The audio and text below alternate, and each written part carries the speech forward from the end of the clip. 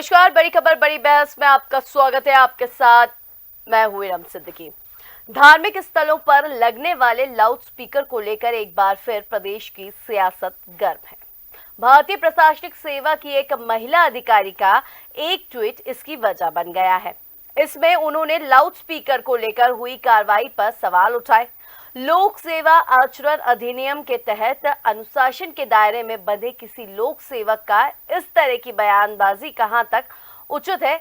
बड़ी खबर बड़ी बहस में आज हम इसी मुद्दे पर चर्चा करेंगे, लेकिन उससे पहले एक रिपोर्ट आपके लिए।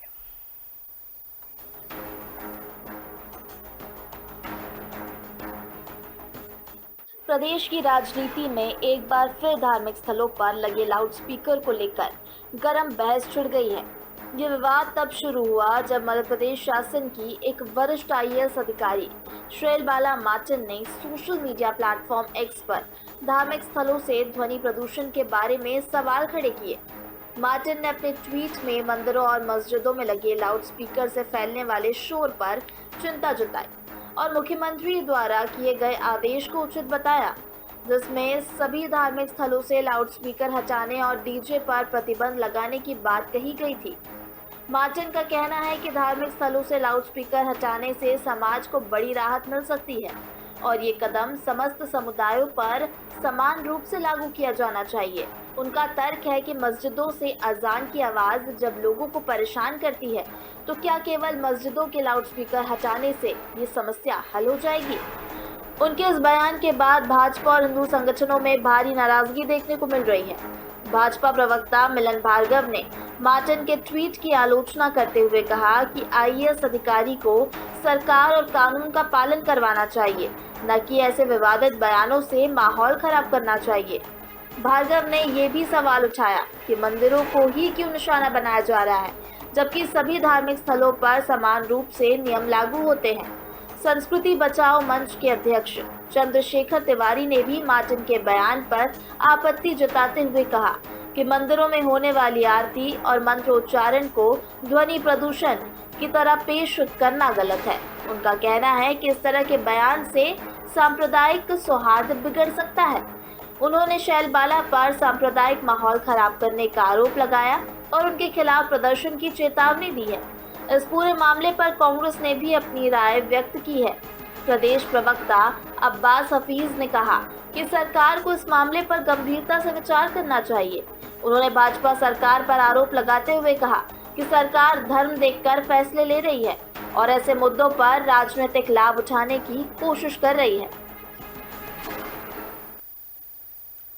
तो चलिए, बड़ी खबर बड़ी बहस में आज हम इसी मुद्दे पर चर्चा करेंगे। चर्चा से पहले हम आपको पैनल से इंट्रोड्यूस करा देते हैं। Political editor Ravi Awasthi ji studio में हमारे साथ मौजूद हैं। साथ में आपको बता दें अजय धवले जी हमारे साथ बीजेपी प्रवक्ता जुड़े हुए हैं। कविता पांडे जी कांग्रेस प्रवक्ता आज हमारे साथ जुड़ी हुई हैं। आप तीनों का बहुत स्वागत है बड़ी खबर बड़ी बहस में।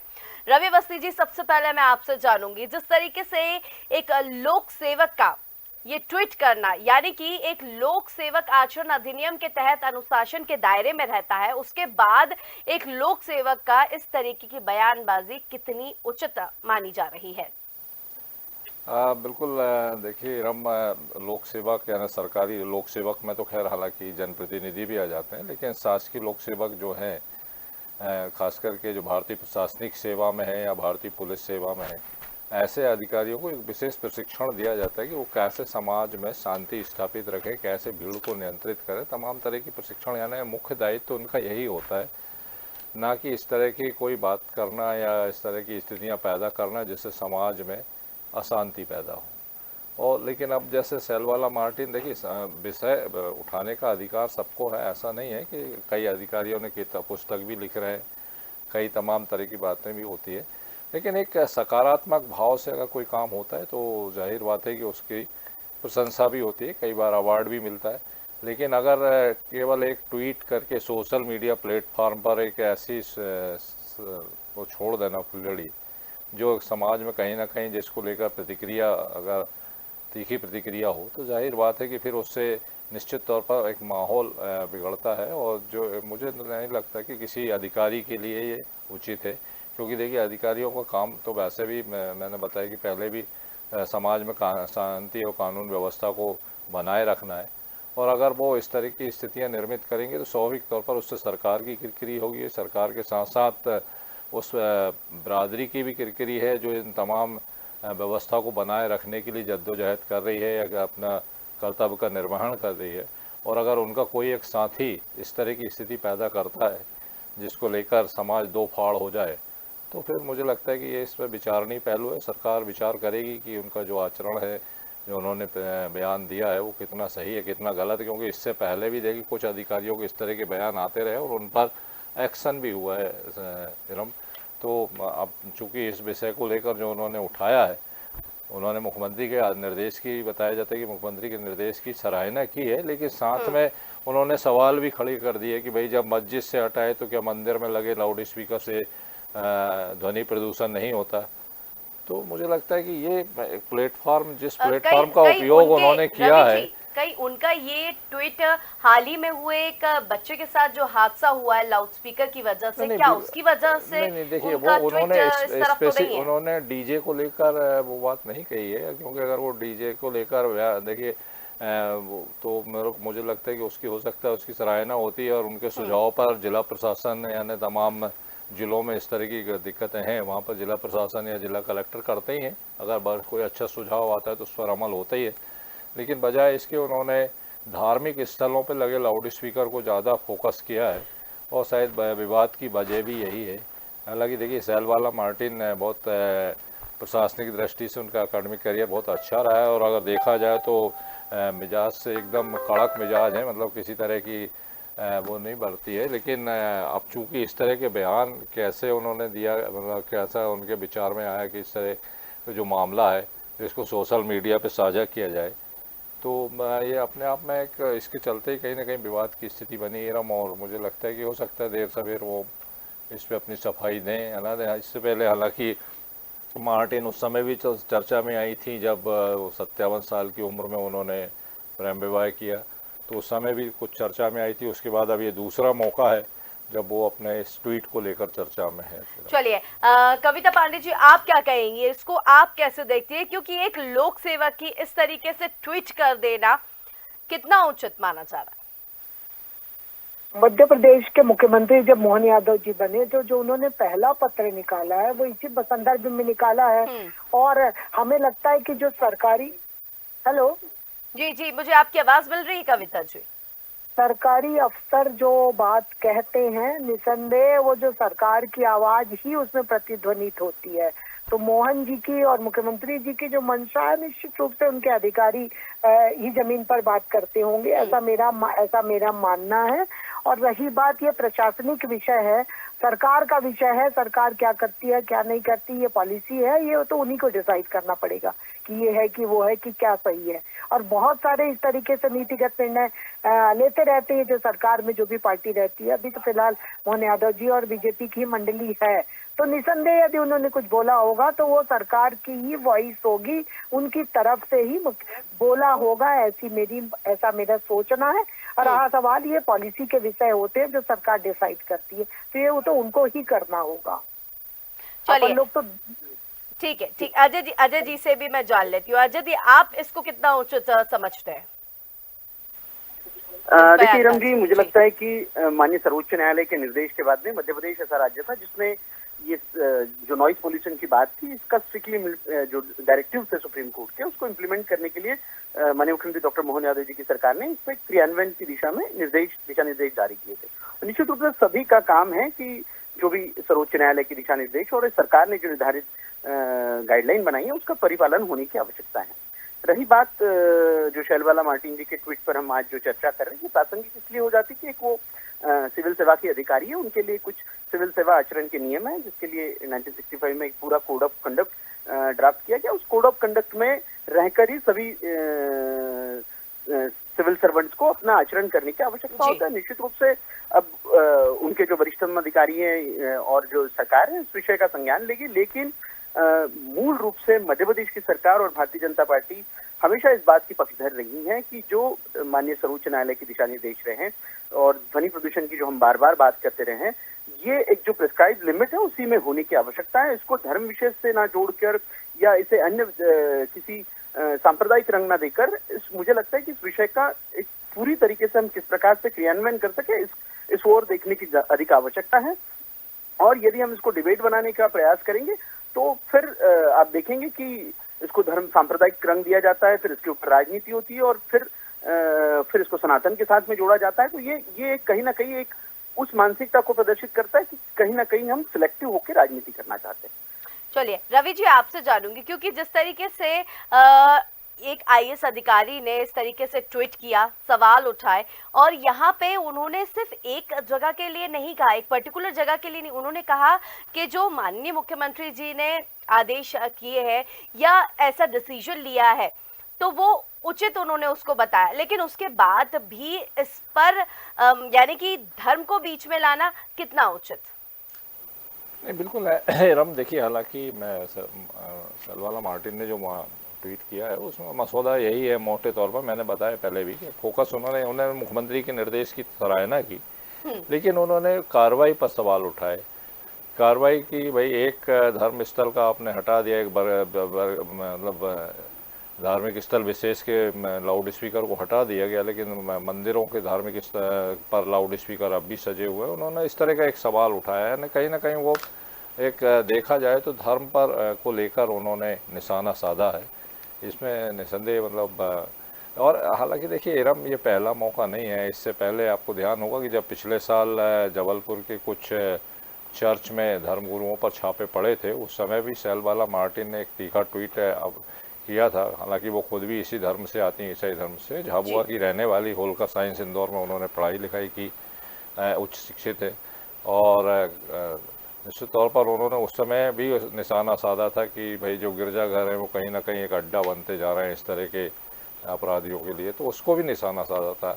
तो ये पहला मौका नहीं है जब उन्होंने इस तरह के मामलों में अपनी बात रखी है। लेकिन बतौर शासकीय अधिकारी मतलब मुझे लगता है कि ये शायद ठीक प्लेटफॉर्म नहीं था। अगर वो बेहतर होता, अगर वो मुख्य सचिव को सलाह देती, बेहतर होता अगर वो अपने वरिष्ठ अधिकारियों को या सत्ता में बैठे लोगों को, विभाग के मंत्रियों को, मुख्यमंत्री को ये सलाह देती कि आपके निर्देश का सही पालन नहीं हो रहा है, तो वो ज़्यादा बेहतर होता, बजाय इसके कि सार्वजनिक मंच पर ये बात रखकर, क्योंकि सार्वजनिक मंच पर बात रखने से तो इसका समस्या का निराकरण नहीं होगा ना। समस्या का निराकरण तो सरकार को ही करना है। अगर उनके किसी निर्देश का कड़ाई से पालन नहीं हो रहा है, पूरी तरह पालन नहीं हो रहा है, तो ये दायित्व तो अधिकारियों का है, ना कि सार्वजनिक प्लेटफॉर्म तो इसको कर नहीं सकते। लेकिन उन्होंने सोशल मीडिया का सहारा लिया। सोशल मीडिया का सहारा लेने के पीछे अब उनकी मंशा जो भी रही हो, लेकिन अब इसको लेकर ही विवाद की स्थिति बनी है, तो जाहिर बात है कि अब सरकार क्या इस पर निर्णय लेती है वो तो सरकार को तय करना है। बिल्कुल अजय जी, आप क्या कहेंगे? क्योंकि जिस तरीके से देखा जाए भाजपा में और हिंदू संगठन में काफी नाराजगी है, क्योंकि उन्होंने ये पॉइंट आउट करके लिखा है कि जब मस्जिदों में लाउड स्पीकर लगे उसमें कार्रवाई की जा रही है, तो फिर मंदिरों के लाउड स्पीकरों पे क्यों कार्रवाई नहीं की जा रही? ये पॉइंट आउट करके उन्होंने लिखा है।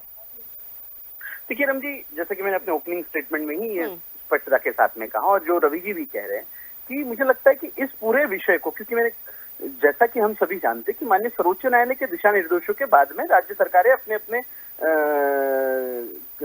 कार्यकाल में इन सब निर्णयों को ले रही है। और माननीय मुख्यमंत्री डॉक्टर मोहन यादव जी की सरकार ने आते बराबर इस विषय पे निर्णय लिया था कि हम लोग जो सर्वोच्च न्यायालय के डायरेक्टिव्स है उसको स्ट्रिक्टली इम्प्लीमेंट करेंगे। अब वो इस विषय को अगर सिलेक्टिव किया जाएगा तो निश्चित तौर पर इसको सांप्रदायिकता का रंग देकर इस विषय को एक दूसरी दिशा देकर राजनीति करने का प्रयास कोई भी करे, तो वो मुझे लगता है कि उन चीजों से बचने की आवश्यकता है। बाकी वो एक स्वयं सिविल सेवा की अधिकारी है, तो वो नियमों को बहुत अधिक अच्छे से जानती है, उस पर अपना पक्ष रखेगी जहां पे उनको रखने की आवश्यकता है।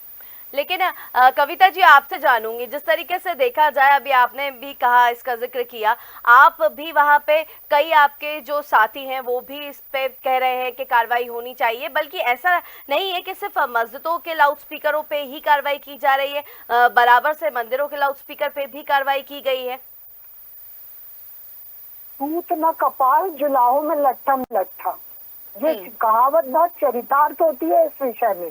मुख्यमंत्री का आदेश है, मुख्यमंत्री के आदेश की बात मुख्यमंत्री के जो सबऑर्डिनेट हैं, उनके साथ काम करने वाले आईएएस पीसीएस बोल रहे हैं, तो इसमें मुझे समझ में नहीं आ रहा कि यदि सबॉर्डिनेट ने कुछ कहा तो इसमें हम लोग का क्या लेना देना। वो तो नीतिगत निर्णय सरकार लेती है, जो भी लोकतंत्र में 5 साल में चुनाव होते हैं, जो मुख्यमंत्री बनते हैं वो पॉलिसी मैटर डिसाइड करता है, नीति निर्धारण करता है। तो वो तो पहले ही उन्होंने आदेश निकाल रखा है मुख्यमंत्री को, तो इससे सांप्रदायिकता कैसे होगी, ये मेरी समझ के परे है। भाई लोकतंत्र है, किसने क्या कहा इससे कोई फर्क नहीं पड़ता। पॉलिसी मैटर्स मुख्यमंत्री ने डिसाइड कर दिया, उन्होंने लेटर जारी कर दिया कि ऐसा होना चाहिए, वैसा ही वो बोल रही हैं। आप तो ये कह रही हैं कविता जी, आप तो ये कह रही हैं कि वो उनके साथी हैं, चलिए उनकी टीम के हैं, वो प्रशासनिक सेवक उनकी टीम के, लेकिन आपके साथी भी तो कह रहे हैं, अब्बास हफीज भी तो कह रहे हैं ये बात। कविता जी, अब्बास हफीज भी तो इस बात को मान रहे हैं कि धर्म देखकर कार्रवाई कर रहे हैं। विधायिका और प्रशासन तो एक ही साथ काम करता है, दोनों मिलकर ही काम करते हैं। निश्चित रूप से जो मुख्यमंत्री जी की मंशा है, जो उन्होंने पत्र निकाला है, उसी पत्र के इम्प्लीमेंटेशन की वो बात कर रही है, जहां तक मेरी समझ है। और जो पॉलिसी मैटर होते हैं उसमें पत्रकार या कविता या किसी XYZ को लेना देना नहीं होता। मोहन यादव जी ने और भाजपा ने तय कर रखा है कि हमें करना क्या है, उसी तय की बात वो कर रही है कि भाई ऐसा ऐसा हो रहा है और हो भी रहा है, यही ध्रुव सत्य है। तो निसंदेह हमारा ऐसा मानना है कि नीतिगत निर्णय मुख्यमंत्री जी ले रहे हैं और लोकतंत्र में वो 5 साल तक लेते रहेंगे, क्योंकि हमारा जो चुनाव हुआ है वो तो 5 साल के उनको कमान मिल गई और हम अपनी जो भी बात करें, लेकिन वही बात जो मुख्यमंत्री जी ने अपने पत्र में, प्रथम पत्र में कहा है कि ऐसा होना चाहिए, वही बात वो अधिकारी उनकी कर रही है। और निसंदेह मेरा ऐसा मानना है कि मुख्यमंत्री की बात को ही जनता तक पहुंचाने के लिए। अजय जी से ही समझ लेती हूँ। अजय जी, सुना आपने अभी कविता जी को, कुछ कहना चाहेंगे? नहीं, देखिए रमदी, मुझे लगता है कांग्रेस जो पक्ष इसको अपना रख रही है वो व्यवस्थित पक्ष इसलिए नहीं है कि देखिए ये सरकार की और कोई अधिकारियों की लड़ाई नहीं है, हम सब एक उस पूरे सिस्टम का पार्ट है। शर्मिला मार्टिन जी भी इस सिस्टम का पार्ट है और जैसा कि रवि जी ने भी स्पष्ट रूप से कहा है कि एक प्रत्येक व्यक्ति के सिविल सेवा के आचरण के कुछ नियम है, उन नियमों के अधीन रह के सबको काम करने की आवश्यकता है। जो लोक सेवक होता है, जिसको हम या जो आज एग्जीक्यूटिव का पार्ट है या जो हम लेजिस्लेचर का पार्ट है, उनके लिए भी अपने अपने नियम बने, उन सभी को अपने नियमों के विधीन रह के काम करने की आवश्यकता होती है। जो विषय अगर अभी प्रासंगिक है, उन्होंने जो ट्वीट किया, मुझे लगता है उस पर स्पष्टीकरण वो ही देने के लिए उचित और एक उचित माध्यम पे उनको स्पष्टीकरण देने की आवश्यकता होगी जब उनको पूछा जाएगा। लेकिन इस विषय को अगर समुदाय के रूप में या समाज के रूप में अगर आप समझेंगे तो इस विषय पे जिस प्रकार को सांप्रदायिक रंग देने का जो भी प्रयास करेगा, मैंने उनके लिए कहा है कि सुप्रीम कोर्ट के डायरेक्टिव तो किसी धर्म विशेष के लिए नहीं थे, वो तो सारे ऐसे ध्वनि विस्तारक यंत्रों के लिए थे जिनका एक निर्धारित डेसिबल के बाद में जिनका उसके बाद में आवाज आती है, तो उन सभी के लिए वो गाइडलाइंस थी और सरकार ने तो किसी धर्म विशेष के लिए लेकिन कविता जी तो कह रही हैं कि टीम की ही मेंबर है और उसके बाद अगर वो ऐसी बात कर रही हैं तो ऐसा कुछ हो रहा होगा। कविता जी का कहना तो इस तरीके से है। नहीं, ये तो कांग्रेस को, देखिए कांग्रेस को सोचना है कि मुझे लगता है कि जब लार्जर इंटरेस्ट के विषय होते हैं जिसमें सोसाइटी का इंटरेस्ट जुड़ा होता है, उन विषयों पे क्या स्टैंड लिया जाना चाहिए, क्योंकि हमने ये स्पष्ट रूप से कह दिया है और हमारी संगठन का भी पक्ष और सरकार का भी पक्ष ये रहेगा कि एक उचित माध्यम पे उनको जो विषय उठाना था वो वहां पे रख देगी। लेकिन गाइडलाइन स्पष्ट है, सरकार की मंशा स्पष्ट है, सुप्रीम कोर्ट के डायरेक्टिव स्पष्ट है कि धर्म विशेष की बात ना करते हुए ऐसे सभी ध्वनि विस्तारक यंत्रों पे प्रतिबंध की बात है जिनका निर्धारित डेसिबल की बात में जिनकी आवाज आती है, तो इस पे अगर राजनीति करने का कोई प्रयास कर रहा है तो वो उसके लिए जिम्मेदार है। चलिए ठीक है, रवि जी एक आखिरी कमेंट आपसे लूंगी, छोटा सा।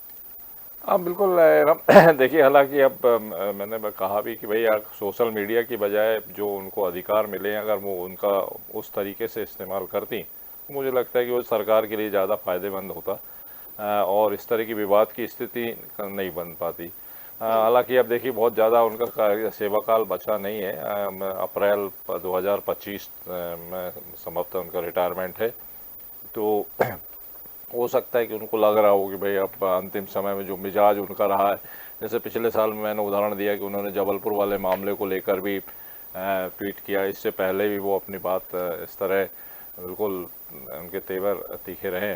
तो लेकिन बावजूद इसके मेरा मानना है कि लोक सेवा आचरण अधिनियम से बंधे लोगों को इन तमाम चीज़ों से बचना चाहिए, क्योंकि इससे पहले भी आप देखिए चाहे वो और भी अधिकारी रहे हों, निश्चित तौर पर वो जब इस तरह की बातें उन्होंने कही तो कहीं ना कहीं उनके खिलाफ एक्शन हुआ। बाद में आप देखिए वो नयाज खान तो बिल्कुल यू टर्न ले लिया उन्होंने। अब वो जो पुस्तकें लिख रहे हैं वो एकदम जो पहले उनकी विचारधारा थी उससे, या जो उनके मत थे उससे कहीं भिन्न है। तो इस तरह की स्थितियां ना बने तो बेहतर है कि अधिकारी जो है अपने एक कानून के दायरे में रहते हुए जो उन्हें संवैधानिक दायित्व जो जिम्मेदारी मिली है उस जिम्मेदारी को, ताकि समाज में उनके किसी बात से ऐसा स्थिति पैदा ना हो कि समाज में विवाद की स्थिति पैदा हो, मतभेद बढ़े लोगों में, इस तरह की स्थितियां निर्मित नहीं होना चाहिए। चलिए, बहुत शुक्रिया रवि जी आपका भी, कविता जी आपका भी बहुत शुक्रिया, अजय जी आपका भी बहुत शुक्रिया। तो भारतीय प्रशासनिक सेवा की एक महिला अधिकारी का एक ट्वीट इसकी वजह बन गया, जिसमें हम आज बात करी। इसमें उन्होंने लाउड स्पीकर को लेकर हुई कार्रवाई पर सवाल उठाए। तो बड़ी खबर बड़ी बहस में आज हमने इसी मुद्दे पर चर्चा करी। चर्चा के लिए पाल का बहुत शुक्रिया। आप देखते रहिए TNN न्यूज़। नमस्कार।